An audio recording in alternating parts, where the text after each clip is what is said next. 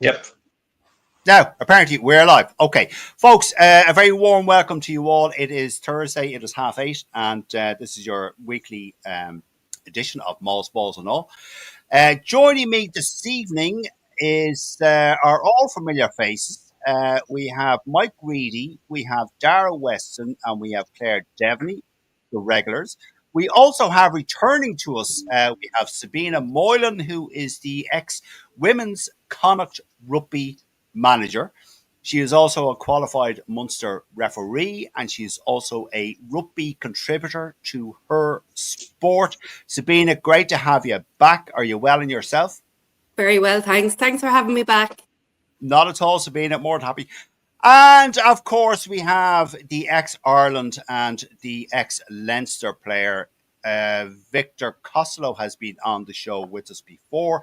He is no stranger to us, and we are more than delighted to have him back on again. Victor Costello, are you well in yourself? And I believe you're back in Ireland now for a while. I am. Well, Peter, thanks for having me again as well. I love the show. Back in Ireland for Christmas, and then back out after Christmas. Yeah, I come back to Ireland for the good bits, games and pints. Like you still know all of us. Absolutely. Come here, Victor. We had now people might not. Well, they would have seen the show last week. We had Shane Byrne on last week, and he said he was meeting you for a pint. Have you met Shane yet for a pint? I have. Yeah, that was Monday night, so I'm just about recovering. I was about to say it wasn't a pint. Yeah. It was more than one, but less than 20. All right, go on. Okay, fair. Yeah. All right. Now, folks, we will because we have returning guests. We'll do women first. Sabina, let's go with this. I know I sent you a list and the particular points, but as mentioned, two things came up today that I thought were quite relevant. Jerry Torney was on Off the Ball, and he was absolutely scathing of the IRFU and their ticket pricing policies. And one of the quotes that I thought was very interesting and quite damning was he says that the Aviva crowd has become a Dublin-based corporate crowd, and the IRFU will regret it in the future. They are ignoring the volunteer folks who work in the grassroots rugby clubs. Sabina, what would you say to that? I completely agree with him. Having worked there myself a few years ago and been involved with Connacht, I noticed a steady decline in the atmosphere in the Aviva. Now, if I got a ticket for free, I wouldn't go there, because you might as well be going to just a stag do or a hen do, because you have people there who know nothing about rugby, who are blatantly obviously know nothing about rugby. They don't sing, they don't get engaged. All they do is just get drunk. And the pricing has gone through the roof. Like, I went to a football match last weekend with my boyfriend in Leeds. Ticket was 40 quid. You know, what are the tickets now for a rugby match? 120, 130. I think I paid 180 last year for one. So they really need to read the room quick, because with, corporates tightening up their belts, they're not going to have the money to afford these extravaganzas anymore. And the normal punter is just not going to pay it, because they haven't been able to get to a game for 4 or 5 years. So I don't blame them. So I completely agree with everything Jerry Torney has said and more. I don't know if anyone else has the same opinion, but I don't go near the Aviva much anymore. Yeah, I think unfortunately, Sabina, fortunately, I think an awful lot of people would agree with you. That I was talking unfortunately about the ticket pricing, but I think fortunately, yes, an awful lot of people would agree with you. Yes, Victor, your thoughts on Jerry Torney's criticism of the IRFU and the way they're going about this, the ticket pricing and all that? Yeah, I think Jerry is extremely. I'm not going to brave, but his points are all well made. And when you first hear it, it's he's been at this a while on his own, and he deserves huge support. But when you first hear it, I was at the Australian game, and I was getting pints. So you kind of say, Jesus, that was me, right? But I agree totally with what Sabina's saying. It is not an enjoyable occasion. And the reason being is exactly the people there really aren't into the rugby. And this isn't a criticism. It just seems to be fact and has to be brought out because there's a DNA in rugby and we're losing that DNA. It was 10 years ago. A lot of my contemporaries weren't going to games, maybe 15 years ago. And I wasn't living in the country. So when I was back, let's go to the game, let's go to the game. And I was noticing that guys I played with weren't going to the game, because it wasn't an enjoyable experience, but most of all, they couldn't see the match. So you have to question the actual architectural design of the Aviva is built around, it's built around corporates. So in 2011, I went to a Leinster box with my sister, and at 10 minutes before kickoff, we went down to the seats in front of the box. Nobody else. There was guys sitting in reading the paper, watching the soccer on the TV. I was at it. I've only been in the box twice in the Aviva. The second time I was in the box, a friend of mine invited me 2 years ago, and I specifically said to everyone in the box, "Get out into your seat. Get into your seat. Leave your beer just for kickoff. The players see this. When you run out in Lansdowne Road or the Aviva, you see empty seats. Back in my day, it was different. If there was someone late for a seat, they were apologetic. They were scurrying along if the anthems were on, and you can see people. And it makes a difference to players when they run out and see people sitting in the bar not caring about the game, because the game goes on. It's a contact sport. They're putting a lot into it, and it's a disrespect to the players as well. So it's not. I hate saying this, and again, I agree with Sabina. It's not a good. It's a day out, but it's not a good rugby event. For example, on Saturday, I'm going to the Claremont game. I'm going in to meet friends in Ballsbridge. I'm going to a reunion we're having. I've got kids with me, and I'm leaving at halftime, and that's the way it's. So I'll record it back here. So it's an event for me. It's not about going to see the rugby. If I want to see the rugby, I'll watch it on TV. But I'm going because there's a reunion, and that's what I'm going for. Everything else does not facilitate me watching good rugby. So when you add in then 190 quid it is in the Six Nations, the tickets have gone up. So it's 190 quid for premium. What are you getting? You're getting access to an atrium. You're getting, I was there. And that is all you're getting. You're not getting a rugby experience. You're getting an event that you were there for. You can say you were there, and for that you got to pay for it. So I agree with unfortunately, that's the way of the world. I mean, when you bring money into the game, that's the way it goes, right? But if you're trying to save the DNA before it's too late, Jerry is doing the exact thing, and we need to get behind him, But I don't know if it's too late. Yeah, no, a good point. Well made, Victor, and Sabina too. Dara Weston, your opinions on this? Would you agree with everything that was said? I'd agree with a lot of what's being said. I mean, one point that Jerry Thornley did make was that I think apart from the Scottish, we're about 16,000 seats shy of any other international rugby stadium. So he did say, look, the IRFU have that they're missing. The one thing the IRFU need to tackle is the amount of clubs who are actually pre-selling their tickets to enter to corporate hospitality crowds. If the IRFU want to get serious about it and get an atmosphere back in Lansdowne, which they don't care because they just sell the tickets to the clubs and that's it, and they don't really care where they go. But they should say to the clubs, okay, at least 50% of your tickets have to go to your members. You can't sell your full allocation for the Six Nations or the Autumn Internationals to corporate hospitality providers.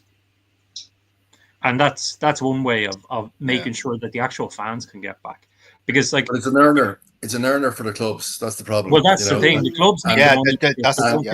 And professional rugby. Professional rugby has decimated the AIL clubs. So, and I was speaking to a guy today, actually down at Dentist, a good friend of mine from Blackrock, Larry Mackin, a real club stalwart down there. And now, because of what we're talking about, the AIL divisional club matches are becoming more popular for people who want to enjoy good rugby.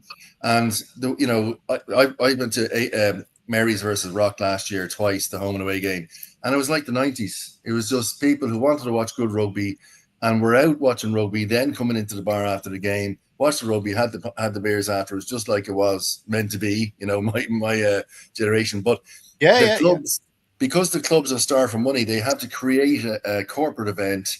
And at that corporate event, they raffle off tickets, and that's an earner. They have no choice, unfortunately. But you're right. I mean, getting access to tickets in clubs is hard unless you are willing to pay at an event. But that's been happening for 20 years. When we were playing amateur back in the day, we used to sell our tickets to the corporates. And there was a blind eye turned to it by the RFU. I think you had an allocation of 14 tickets. You give 2 to your man, one to your agent, sister, girlfriend, wife, whatever it is, and then the rest went to a pool that Nick Popplewell and Neil Francis ran. By the way, I can say that now. It's too late for the revenue to chase them. Or maybe it's not. Maybe it's not. But you never know, Victor. You never know. 7 years. 7 years.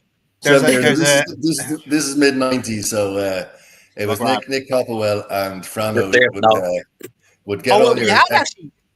We had Nick on the show, actually, Victor. Go on. Yeah, well, you can confront him next time. See if he's washed that money. We used to get a brown paper bag. There were 2 great things about playing in the 90s is that you'd get free pints after the game and you get a brown envelope. And that brown envelope was full of hard cash. Sometimes it was sterling because it depended where the market was. It was either sterling or local. Victor, cut away the revenue. So many things I want to say. Say nothing. Mike Grady, your point, and keep it without tangents and without. When's that gonna happen? Mercenaries. No, I agree with what the lad said. I have only been to 1 game in Ireland in the last fucking 37 years, so I can't really judge what happens in Ireland as regards support. But I've seen Ireland everywhere else over the course of that time, and I know that the ticket pricing in Ireland is like at least 40% more expensive than anywhere else in the Six Nations, which is worrying. I mean, I went to Paris a few years ago and it was only 45 euros for a ticket, and I believe it's quite reasonable in Rome. I don't know about. I've been to Twickenham as well. I think there's about 80 quid for one in Twickenham. Cardiff, they're all the same. Been to Murrayfield umpteen times. I think they are in danger of pricing themselves out of the market. Although I'll take on board what they Dara said. The size of the Aviva compared to the other stadia is quite substantially less. So I suppose they have to make up the figure somehow. But they're driving the corporate thing is definitely driving the mainstream supporters away. I mean, I started going in the 70s and there wouldn't be anybody going that wasn't a rugby fan back then, So the fucking Civil War was still on when you were going to rugby games, wasn't it? I suppose Peter we won't talk about it. No, I think it's sad, really. It's sad that it has become that way. And when you hear Sabina saying like she wouldn't go now, that makes me sad. I would definitely go if I get new hips. I'm going. I don't care how much it costs. I'll be going to games again. But okay. I think Thanks, Mike. No, I agree with you, Mike. Yes. Go on, Darry. You were going to say something. So I suppose just one thing to factor in when you're comparing the prices in Dublin compared to, Cardiff or Twickers or Paris or whatever is the IRFU are supporting the 4 provinces. With the central contracts, they're bankrolling a lot of the players. There's certain provinces who they've helped out, with infrastructure, they're helping pay their loans on their stadiums and things like that. So I suppose they have that added overhead that a lot of the other unions don't have. So it's probably worth just mentioning that for balance. Yeah, no, that's a good point, Darius. Absolutely. Claire Devney, your thoughts on this, because you are still playing rugby there. You're involved heavily in your club, which is what? The Garda Westmanstown? Westmanstown, yes. Garda Westmanstown, yes. Go on, your thoughts on the pricing and what Thornley said.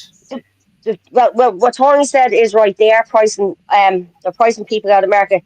First time this year was the first time that I actually didn't go for international tickets because of the pricing. Now I did end up going to the Australia game, but I found out at 11:30 that morning I was going. But the price of the tickets, even looking at the prices of Six Nations tickets, I'm okay. I live in Dublin. It cost me £4 return on the bus to get into the Aviva and home from the Aviva. If you're coming up from the country and you have yourself, your partner, kid, 1 kid, 2 kids, it's a very expensive day out. It was €200 for 2 tickets for the Australian match before so much as a bottle of water was bought. God. So And food, Yeah. Claire, and your ref Oh. mic, and your match day program. Oh well, now I will. Yeah, and your ref mic for 13 quid, and your match day program, which has doubled in price since the first one I bought. It used to be fiver. Right. Yeah. Now, as I agree with Sarah, there is it's you can't compare but Air Stadium is 16,000 capacity less than whatever. Murrayfield. But maybe if they had it built it properly at the start, we wouldn't be in this mess. Well, that's what Victor was saying, or Dara was saying. Yeah, but but that was to do with the people that live on Bath Avenue. We won't go into that. But okay. Well, we're not going to commit to that's a whole different. We're not going into a whole different. That's a whole different kettle of fish. Okay, But Sabina. they are pricing the ordinary Joe Slopes down. Okay, thanks, Claire. Sabina, the other point that popped up was the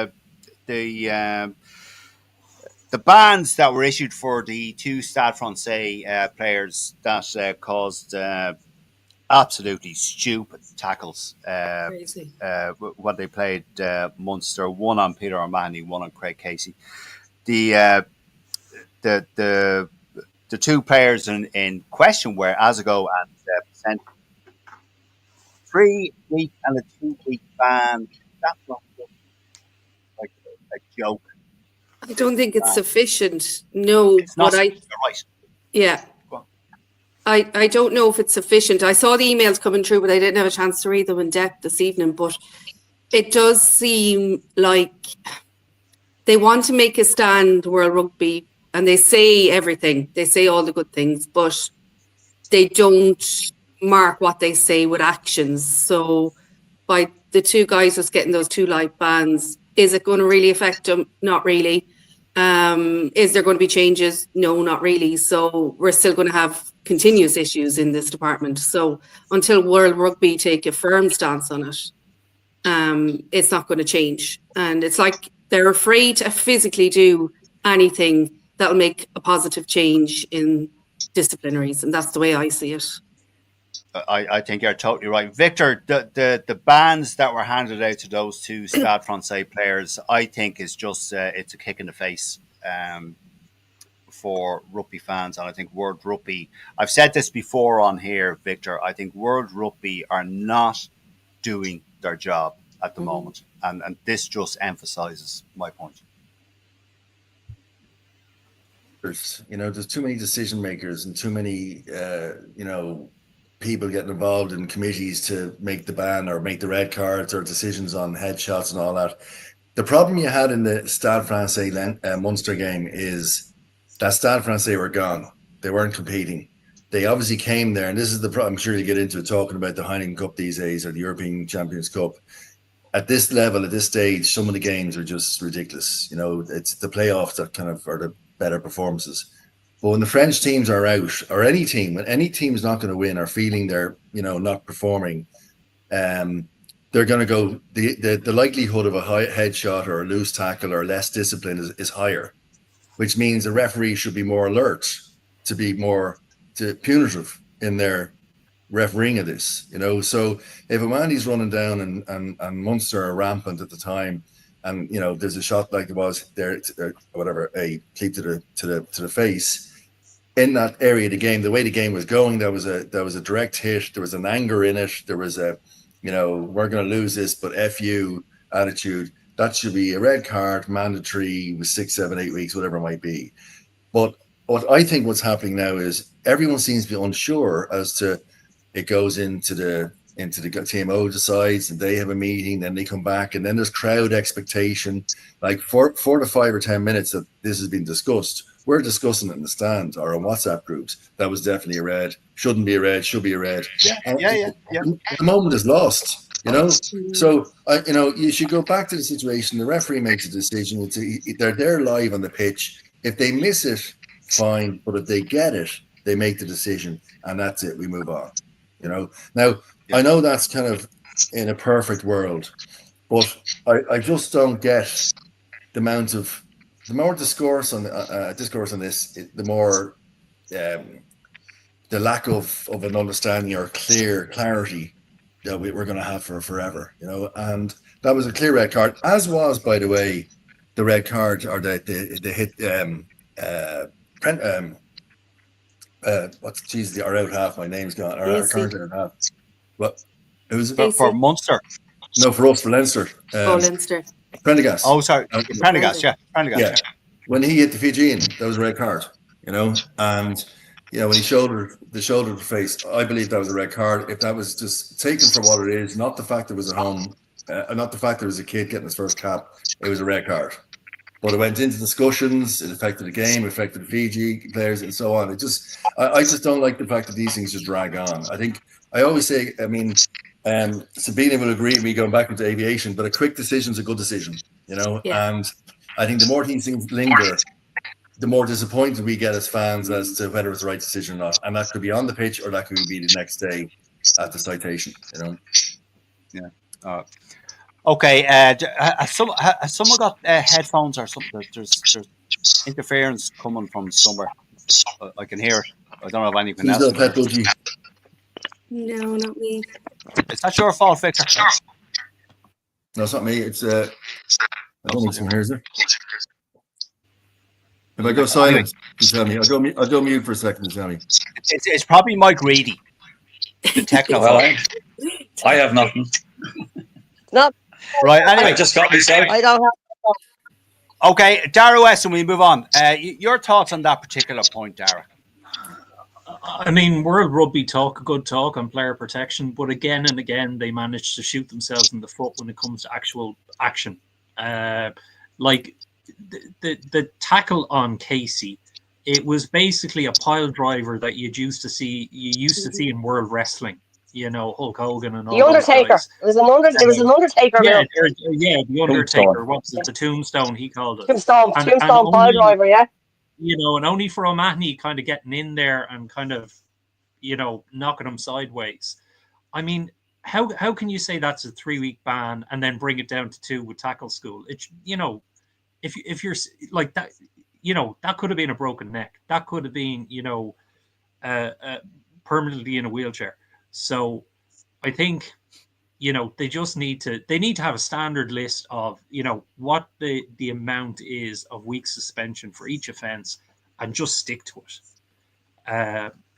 The whole thing that's not going to happen, Terry. You know that's not going to happen. We all know that's not going to happen. World Rugby can come out with whatever fucking. Well, in theory, there's meant to be, and then you can mitigate so much off it. You know, if he gets a letter from the local priest and all this kind of crack, you know. But that's like the GAA.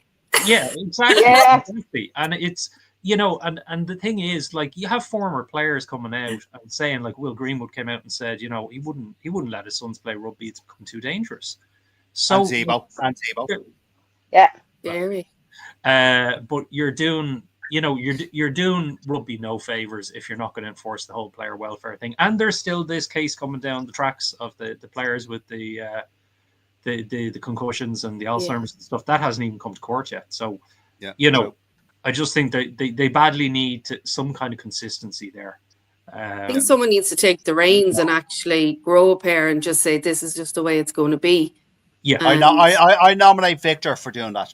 I do as well, himself and Shane. I think it's down to referees. We need referees that are supported. You know, but you had guys like Nigel Owens who are, you know, dominant referees and independent referees. But the referees have to be supported to make decisions. They're not criticised, not having someone in the stand judging them. They have to be supported and respected. And if we get back to that stage, then nobody's going to make a stupid tackle for the fear of giving away 12 or 3 points and a yellow card or a red card. But I just find I find these days the referees are afraid to make a decision. When you take a decision-making authority out of someone's hands, then everything goes to the team-o. And then we're all wondering here what's going to happen. I totally agree, Victor. Claire, your thoughts on the so-called leniency of the bans of the 2 Stade Francais players? It's going to get worse when the 20-minute red card comes in because there's no deterrent now. Red card now, you get sent off and you're down a player. With this 20-minute red card, you're not. No one's making a decision. What Victor says, no one is making a decision. It's like they're afraid to hurt someone's feelings. Oh, no, I'm not making that decision. I'll pass that to Jack in the box so Jack in the box can and make the decision. And then even when the decision is made, it's gone, and they're like, "Oh well, it probably wasn't that bad, so it's only 3 weeks or only 2 weeks." That had happened a couple of years ago. Probably would have been a 6 or 8 week ban straight away. It At was least. the tomb. Yeah, it was the tombstone. It was the WWE called, and they won. And even Casey made a joke about it the next day on social media. Did you see him with the WWE belts and all? Saying he was still Craig undefeated. Casey, yeah. He was still undefeated. Yeah, they need to. They're talking about player welfare and talking about looking after the player, and the player is number one. But they don't seem to be doing it. If Casey was lucky, Casey was lucky he didn't actually land on his head. Yeah. He kind of rolled off to the side, maybe because he's so small and wiry. But he's lucky he didn't. It wasn't like a bod escapade from the Lions tour. But what about the arm hit though, Claire, on Mandy? I thought that was disgraceful. That was disgraceful. I think that was that was like a swinging arm. I'm surprised Peter Matty didn't go up and deck him. Well, he couldn't because he was on the deck at the time. Okay, sorry, Claire, you finished your point? Yeah, I'm finished my point there. Mike, really briefly, go on to you. Well, the concerning thing for me is that both the referee and the TMO both did their job in that game and issued red cards, and they weren't supported by the rugby authorities, which is actually shameful. I mean, they have all this lip service about fucking player welfare and such, and they don't support the decisions made by the referee. I mean, that's absolutely shameful, lads. One or both of those players could have been seriously hurt, and like what the other lads have said as well. Look at all the players, professional players, former professional players, who've said they won't allow their kids to play rugby. That's very concerning for me. So what should they do, Mike, as Sabina and Victor and Dara and Claire have alluded to? Hold on. So what should World Rugby do? They should impose the proper penalties like they always have done, or that they generally have done. But now they're not for some reason. And it's down to the Southern Hemisphere's influence. They don't even want a red card in the games anymore. They don't want players to be losing. They don't want to be losing players during games. And that's why this 20-minute red card is coming in. And that's a complete mockery again. And the fact that the former players are suing the rugby authorities for injuries sustained while playing rugby. We're not. No, I know, but that's another thing. Like, where does it end? They need, if they don't get their act together, there'll be nobody playing rugby. The game is going to die. It's as simple as that. But as Victor would understand, in aviation, there's some similarities. And I suppose in everything in aviation, you have a matrix and a go-to. And I don't understand why they don't have that in rugby, where there is like this Bible that we can all go to. If something goes wrong in an aircraft, that's what we do on an aircraft day in, day out. If something goes wrong, we go to the Bible. But why don't World Rugby do that? That's the part I don't get. They say so much, but they're very blasé with actually, doing it and printing it and making it. But is that a World Rugby leadership fault, Sabina, or is that what's driving that lack of or unwillingness to enforce what should be enforced? They just see rugby, it is a sport and it is entertainment, but they just see it as entertainment. They don't actually see it as a sport, and they care more about the dollars coming in than player welfare. So it's all, we have to, keep the sponsors happy. We have to keep the TV people happy, but nothing about, okay, can we not keep the players safe? So this is the whole disconnect there. Yeah, I also the think fact that everything's done by committee. So like what Sabina said about you have an issue, you get the Bible, you make a decision, and you go what's in the Bible. But if you have a committee, like a citing committee or something like that, and you've one Frenchman, one Scotsman, one Welshman, the Frenchman's obviously going to argue that the French players shouldn't be given serious bans. So you're bringing vested interests into it then, which is just, That's Victor. That's what you were talking about, Victor, when you have a committee and, it all goes haywire and all that sort of stuff. Okay, folks, good answers, good points. So back to the list that I sent you. We're meant to start. Yeah, we're probably not going to get through it.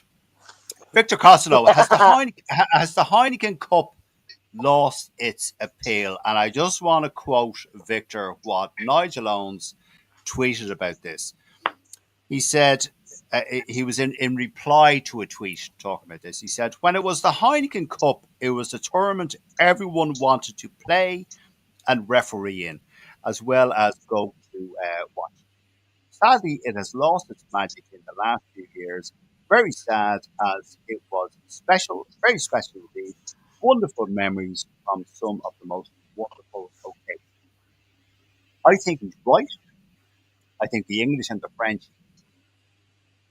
absolutely messed this up with the money, the people having to change their subscriptions, their TV subscriptions that they haven't gone. I think that's fragmented the audience an awful lot. And I just think that the new format has made a mess of it. You see second string teams, Victor, being sent to away games, particularly from France, because they're more worried about the top 14. I just think it's lost everything. Victor, go on. You've answered the question there, Peter, and I'm going to really annoy you by going back just 1 second very briefly. Right? I know, but let's just the reason because Your mic's gone. Your mic's gone, Victor. Hear me now? Yeah, I can hear you now. Yeah, we can. Yeah, we can hear you. Yeah. The reason Sabrina talks about aviation is because the whole world of aviation does not want a plane crash. But what Definitely not. Am I gone again? No, you're there. No, you're there. Yeah. So the whole world in aviation does not need a plane crash. And until rugby, what's going to happen in rugby, somebody's going to get hit in the tackle and, as the guys say, break a neck on live TV or die, hopefully not, on live TV, and then there'll be a Bible. But at the moment, there's too many committee members, as you were saying there, Welsh people, Scottish people, all money people looking for something different out of the game. So the 90 or the 80 minutes of the game, everyone's taking a slice of the pie. And, again, without banging on the aviation is structured around safety. And rugby is not structured around safety. Rugby is structured around money. Anyway, at the moment, to move on, Heineken Cup, yes, it was very simple. When it was good, it was simple. It was, you're allowed to say Heineken. Heineken was on the posts. It was in the stand. Now they get around the alcohol advertising by putting 0-0 and Guinness 0-0. It was on Sky Sports, and it was on staggered through Friday, Saturday, and the odd Sunday. And everyone knew when it was on, and everyone knew most of the time there was a decent game throughout the day. Very rarely, but it did happen that French teams were less interested, particularly when they traveled away, but very rarely. Nowadays, realistically, it's a waste of time to the playoffs, and that's when the real rugby starts. And that's because there's more games, more entertainment, more income, more revenue streams, because once again, the wrong people are running the game. We have sold out to private equity. We have sold out to businessmen pretending they know how to run things when they're actually wrecking the place, and that might sound, I'm stuck in the dark ages, but we're witnessing it. We're witnessing it right under our eyes. And Thorny, in fairness to him, is fighting it, and Nigel Owens is fighting it. But it takes people from that generation to understand the DNA. The GAA are very good at it. The GAA protect their brand. I don't think the World Rugby or the RFU protect their brand. They'll sell out to anyone who wants to buy a box or 10-year seeds or sponsorship, whatever it might be.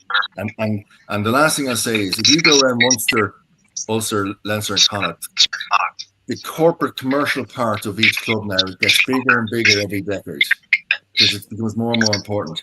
It's probably not big enough in Connacht. It should be more in Connacht. But for Leinster, the commercial aspect of Leinster now is much bigger than it ever was because it's much more important. Bring in that revenue, bring in the sponsorship, get access to the players, come and meet the players, come and be a sugar daddy, all of that stuff.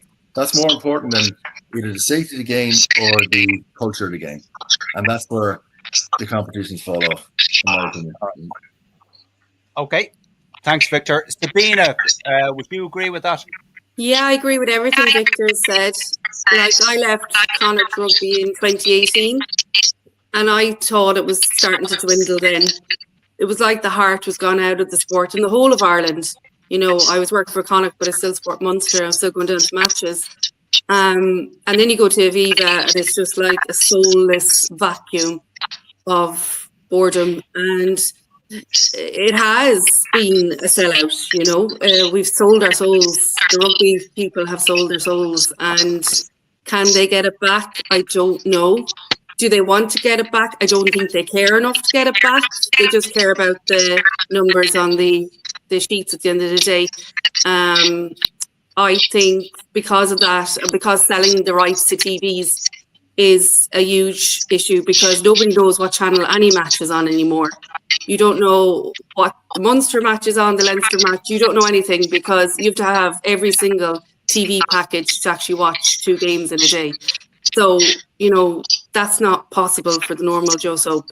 So that's why everything, you know, the Heineken Cup has dwindled, because as Victor probably said, and you guys have said in the past, you know, we've all been to Heineken Cup games when it was good, but it's not good anymore because you don't know when these games are on and nobody's going to pay the prices.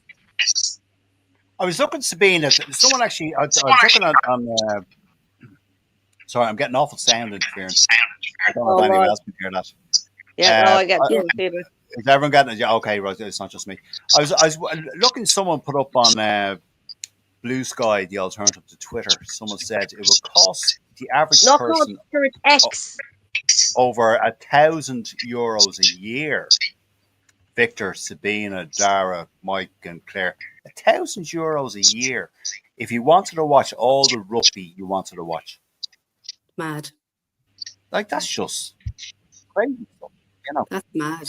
That doesn't surprise me. Can I just say, my wife is probably listening to this. It doesn't cost anywhere near €1,000 a year for the rugby channels. All over to your house, so. Yeah, well, there you go. That's it. Mike Grady, your thoughts on that? Well, see what you're all saying there, lads. That gives me serious concern, because as far as the rest of the world is concerned, the rugby, the rugby model of Ireland is the envy of the world. So if you think it's bad in Ireland, what must the rest of the world be thinking?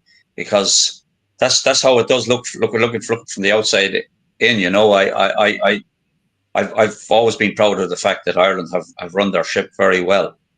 But I agree, though, the Heineken Cup has definitely lost its kind of aura. You know, it was the competition. And it's due to the fact that the French clubs mainly have lost kind of interest. There's only maybe 2-3 French clubs that really want to win the Toulouse, La Rochelle, and probably Bordeaux. The rest of them are just fucking sending out nonsense teams. They shouldn't even be in the competition. If you're not going to send out your first strongest squad to any game, you shouldn't be in it. I know the Irish provinces. I know, Mike. The Irish provinces do that as well sometimes. Yeah, they do now, but they didn't used to do it, and that's concerning. And South Africa coming into it isn't probably helping either. They're coming up here with fucking nonsense squads as well. They're okay, and because now the competition is gives you the opportunity to, if you win your home matches, you'll qualify for the next round basically. But that shouldn't be. You should need to win like more than that, and reduce the number of going through. Reduce the number of teams qualifying for the knockout stages, because they've added an extra round in this year. Yeah, but if we win 2 matches or something now, you nearly fucking get through the next round. And like, especially now, I'll tell you what, if the French clubs win their first 2 games, fuck knows what they'll send to the next game. By the way, they'll just, it's just going to become even worse, and then people won't go to the games. I mean, the amount of empty I watched all day Saturday and all day Sunday this last weekend. There wasn't one sellout game, Mike. There wasn't one sellout game. The amount of empty seats at every game was fucking shameful, lads. I mean, Thomond Park to not be filled for a Heineken Cup game was unheard of 5 years ago. And now it's fucking not nowhere near. I can't give away tickets for Munster games that I can't make. If I'm working, I can't go. And I literally had tickets for the Munster All Black game and for last weekend. I said, I don't want Anthem for them, just take them. Not one person wanted them. Why is that, That is Sabina? mad. Why do you think that is, Sabina?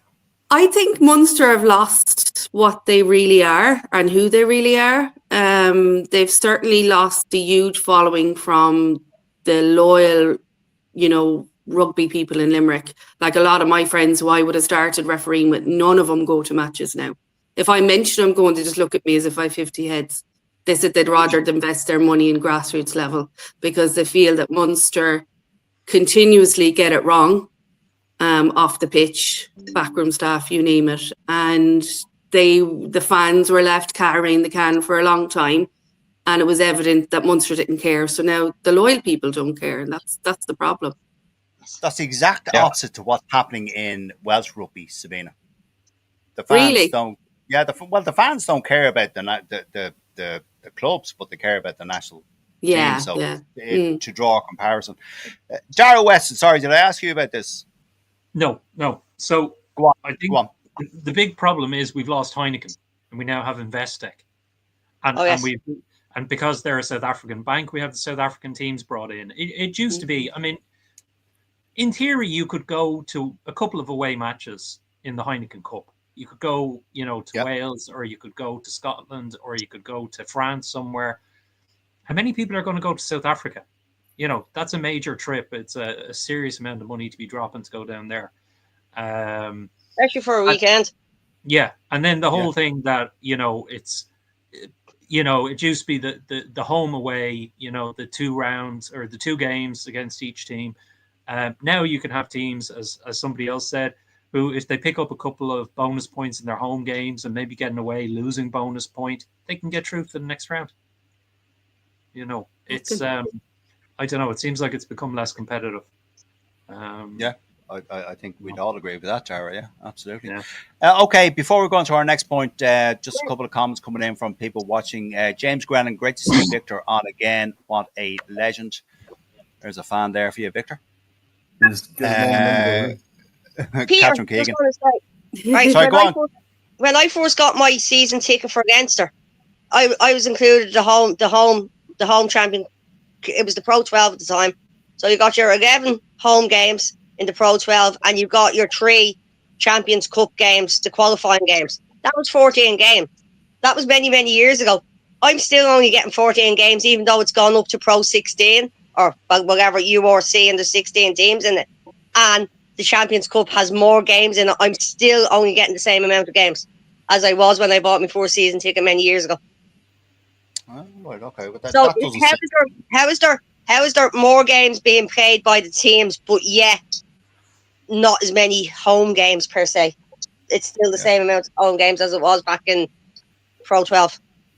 Yeah, I think people from the IRFU and Jerry Thornley need to watch this and take count of what's been said here.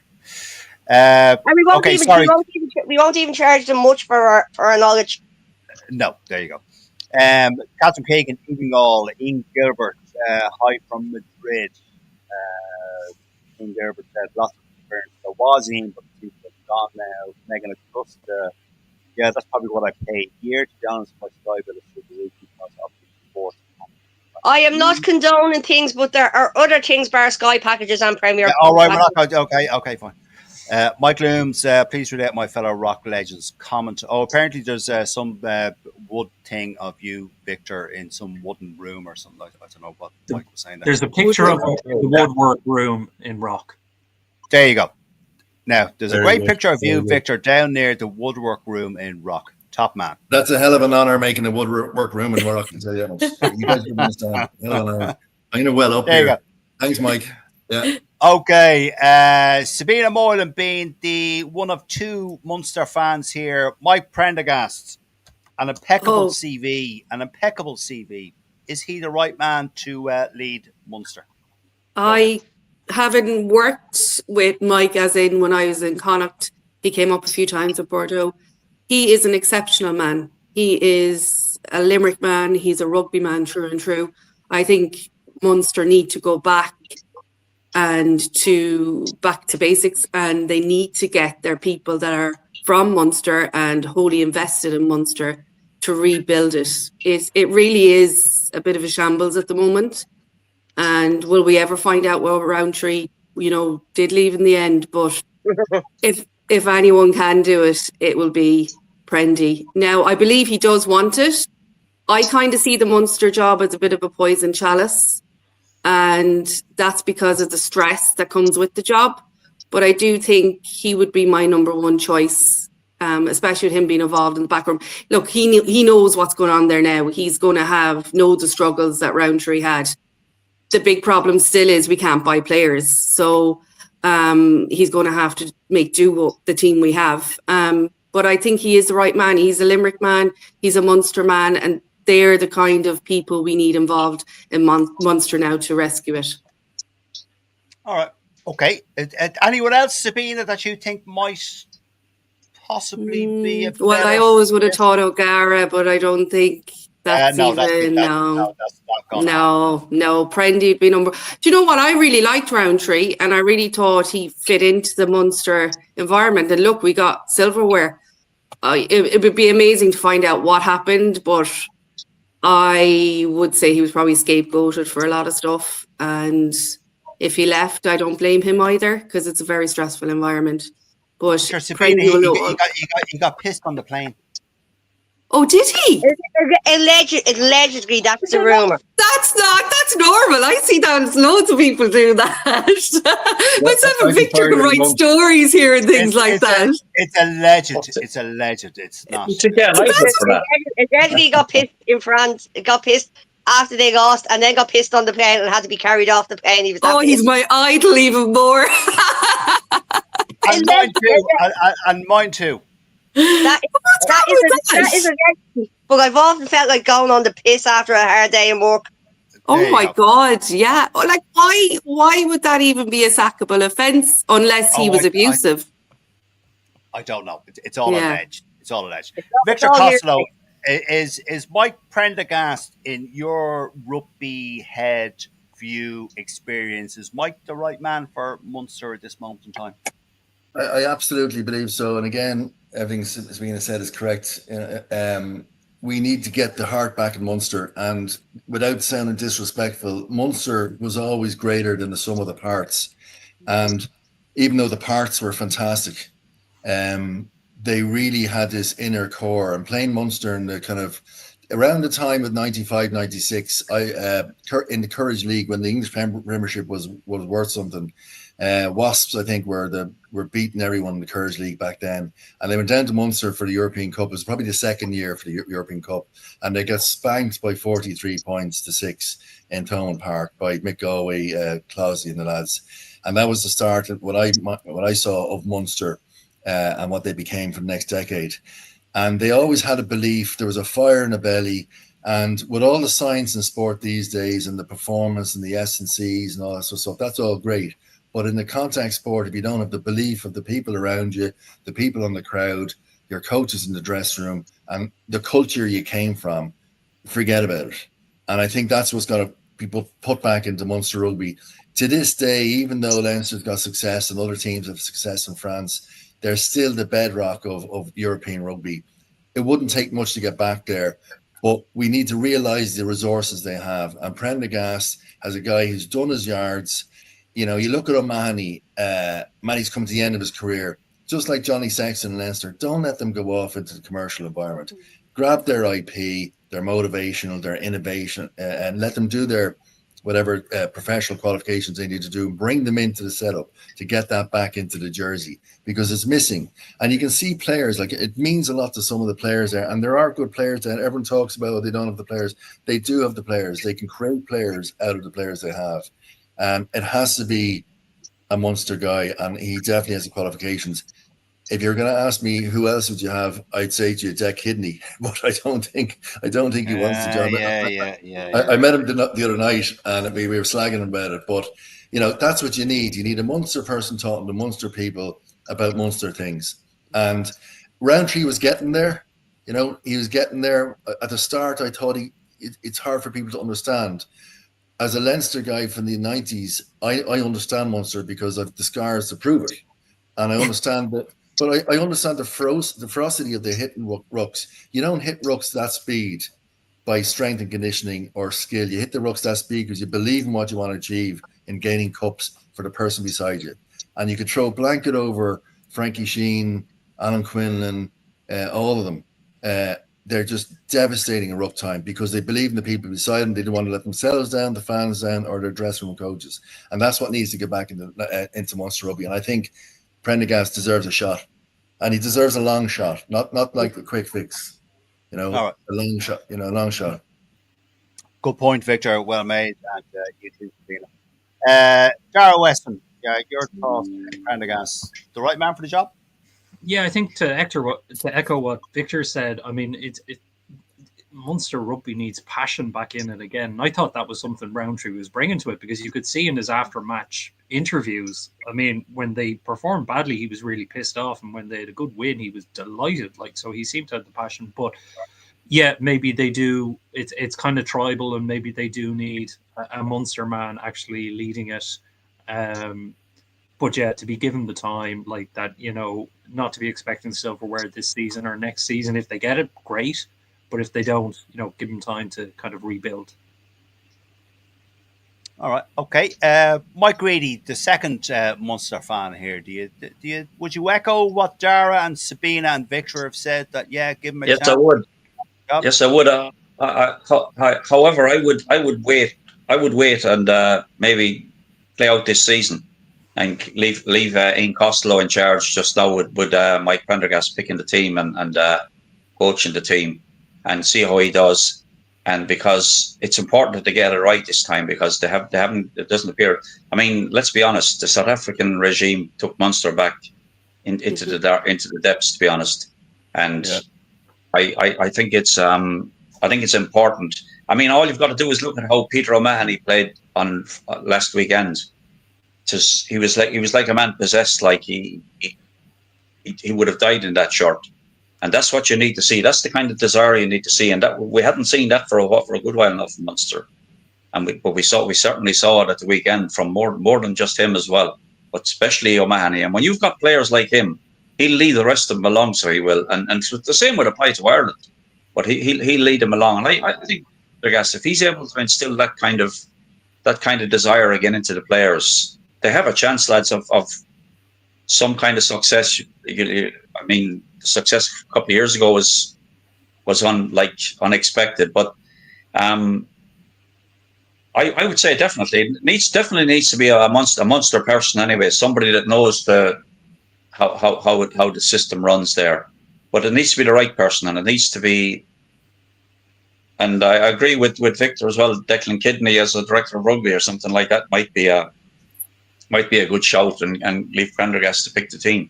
Now, there's going to be more will come out about what happened with Roundtree, I'm sure, but we don't know. I don't know. Nobody I never knows. heard it. I was literally like, never. I saw those stories as well, but it's all. Like, and I thought I would have heard it working or something, but no, never.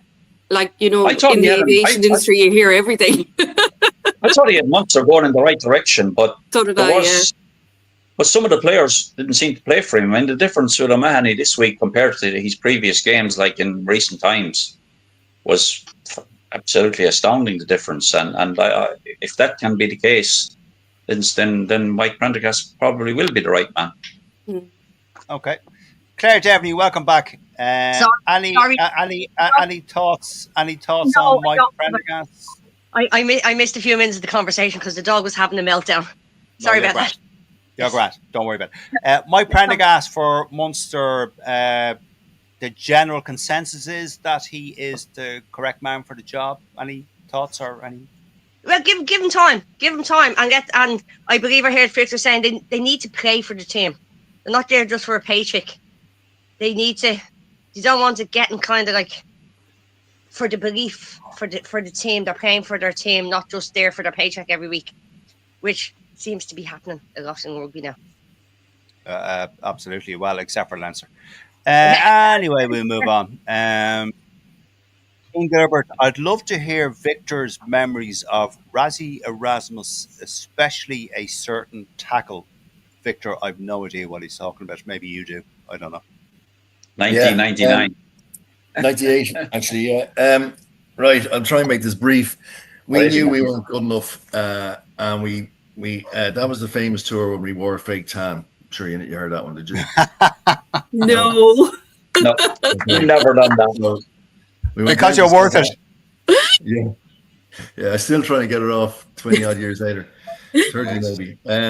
Basically, we went down to South Africa on a tour. We were up against, obviously South Africa won the World Cup in '95, a couple of years beforehand. Warren Gatland was coach. Gaddy believed that true athletes had tanned bodies. So we ended, yeah. So yeah. So listen, it wasn't me. It wasn't me. But then we all had to slap on fake tan before the game. And then the lights of the stadium made us look very athletic with our tango faces, So yeah, Donald Trump going And he won the rugby. It's fucked. Make rugby great again. Yeah. So basically, it ended up being a brawl. Like the games were just a brawl, I broke. There was one time when James Dalton, the hooker, tripped me up and then spat on me. That was a brawl, and then of course released Trevor Brennan from the bench. Paddy Johns was the worst of the entire. Paddy Johns wiped everybody out. What's the word? He started most brawls. Paddy Johns, great second row from Ulster. Dungannon man and captain, I think, at the time.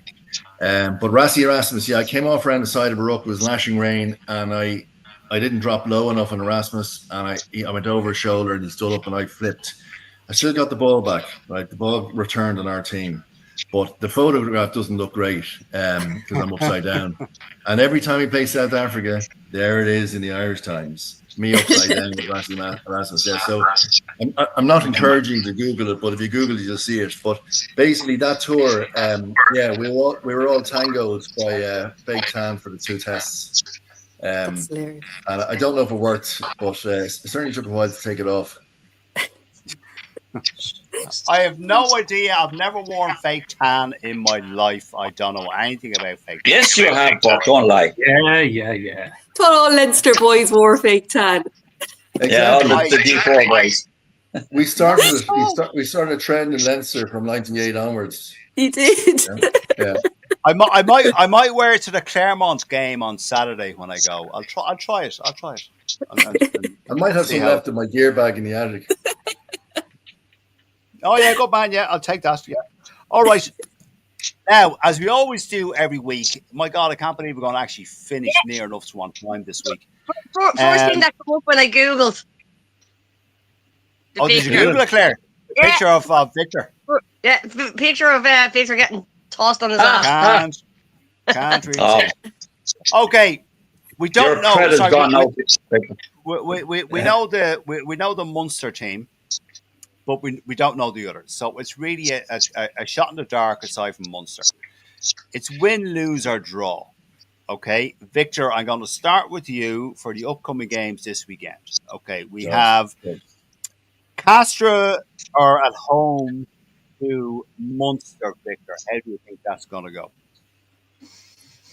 Well, I mean, it's a grudge match with Jeremy Davies in there, but I think, I don't rate the French teams apart from the big ones, and I think Munster are on a bit of a roll. I would want them to get the coach. I know you're saying, Mike, about having Ian there for a while, but there's a lot for job security for everyone in the team and structures and security. So, the sooner they get their head coach in, their structures together, then the players will start to perform even better, I think. So, they're in this kind of bounce back period. So I think Munster are going to win that game. I think it's going to be a great game to win for them as well. But Jeremy Davison, wily guy, second row, very hard-working player and coach. He'll have something up the sleeves. But I don't rate the French teams at the moment, apart from obviously the main ones, Toulouse and La Rochelle, and used to be Toulon. So you're going Munster win, Victor, yeah? Yeah, I'm definitely going for it. They're playing well, and they're going to play better. They're going to get better. There's that area where there's the end of one era, fresh voice. That's where they are at the moment, and it's a fresh competition. So I can't see them coughing up against Castaway. Okay. Second game. Thanks, Victor. Second game, Victor. Ulster are at home to Bordeaux. Yeah, well, I mean, Ulster aren't playing great, and I wasn't impressed with their attitude last weekend, before the game, McCluskey was talking about, they'll give it an L go, but there was no kind of motivation there. I mean, in my mind, that you should really have a shot at every game, even if your odds are against you, and it is Toulouse away. So I don't think Munster or Ulster in a great place at the moment. I think the Irish players, are playing well for Ireland, but I just don't think they're switched on enough. I wouldn't be surprised if Bordeaux actually turned them over there. Okay. But again, French teams, so everyone can get up at home for the home game, because the home game's your bread and butter. But I don't think they've got the consistency, Ulster. I think they're struggling. Okay, fair enough. Okay, good comment. Third game, the games in order as they're happening. Leinster are at home in the Aviva. I'll be at it, looking forward to it, against Claremont. Victor, 40 points, 50 points even. Who, I told you, to Leinster. I'm going back, and I'm leaving at half time to go back and watch the rest of it at home. I think I can't see anything but a comprehensive victory here for Leinster. Yeah, unfortunately. I mean, it'd be great if there's competition, but this is the problem. Leinster get through by whacking teams, and then they get to the crunch games, and it's not the same. Whereas the old Heineken Cup had consistent tough matches. Yeah, it was hard to get through a pool, and we got through a pool. It was hard to get through a quarterfinal, and so on. Yeah, that's what we were alluding to earlier on when we're talking about the Heineken Cup losing its sparkle. Yeah, no, you're right, Victor. I agree with you. Okay, and the last game, Victor, that's on is Perpignan are at home to Connacht. Yeah, Perpignan are tricky, and I know that from experience. They're tricky enough no matter what way they are, and down there, I think Connacht. I think that'll be very close. I think it'll be very close, but I wouldn't be surprised if they lose that, because Perpignan are not a bad French side, and Connacht, it's a tough place to play down there. Yeah. All right. Okay. So you're going for Victor, Perpignan win. Perpignan win, yeah. Okay. All right. Okay. Sabina, same to you. Castra entertaining Munster. I agree with Victor. I think Munster are going to be coming in on a high from last weekend. Such a good result that they're trying to prove themselves. Obviously, Dean Costello putting their hands up. I do agree with Victor. We do need a firm structure that they can work towards, but I think they'll win that one easily. All right. So you're talking 10, 15 points, Sabina? I'd say about 10. About 10. 10, okay. Yeah. All right. I'm just noting your predictions here. Okay. Sabina, Ulster are at home to Bordeaux. I think Ulster will just win it, but barely win it. There won't be much in it. Against Leinster, you could see some improvements in Ulster, but as Victor was saying, they don't really have the energy that they should have as a province.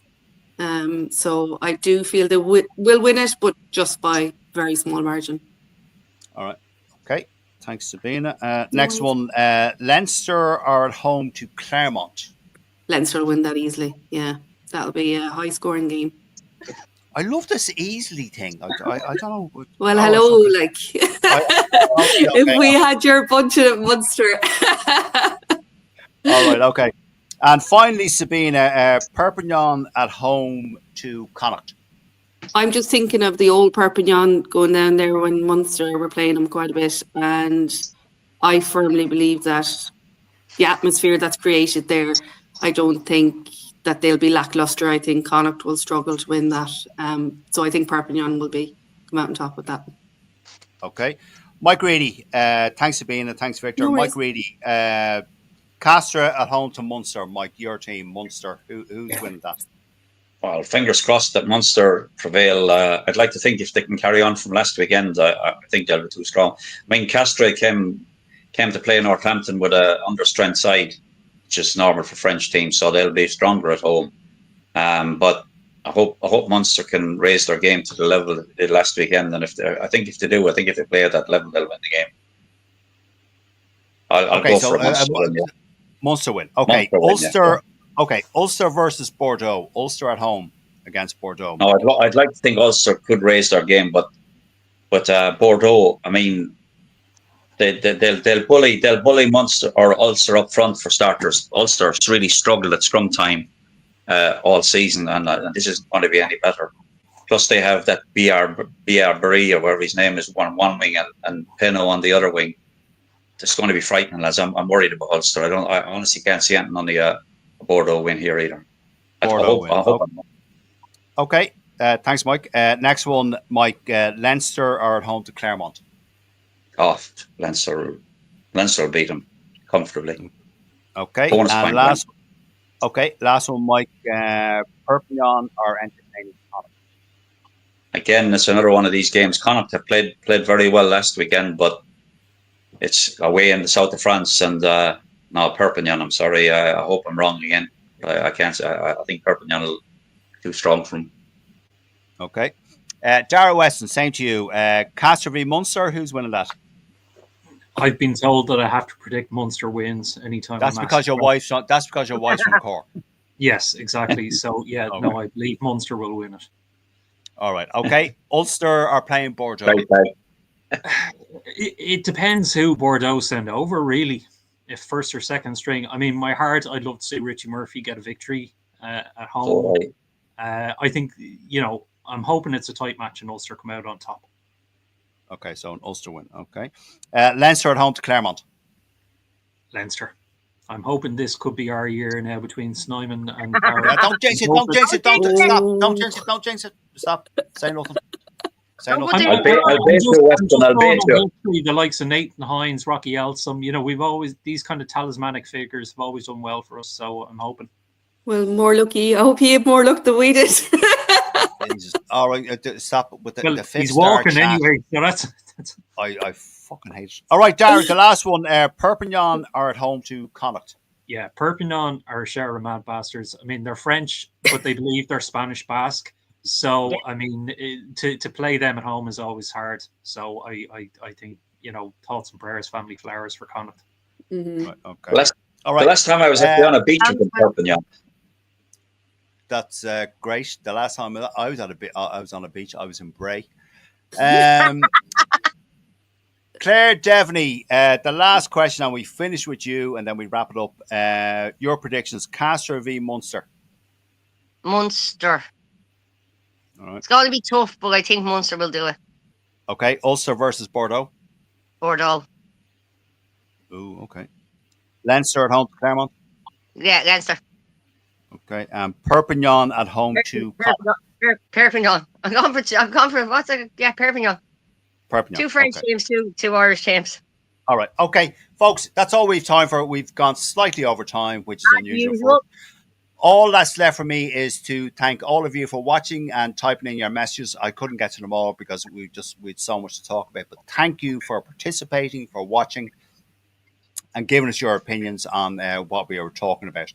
My thanks to Mike Greedy, Dara Weston, Claire Devaney, our returning guests, the magnificent Sabina Moylan, and the equally magnificent Victor Costello.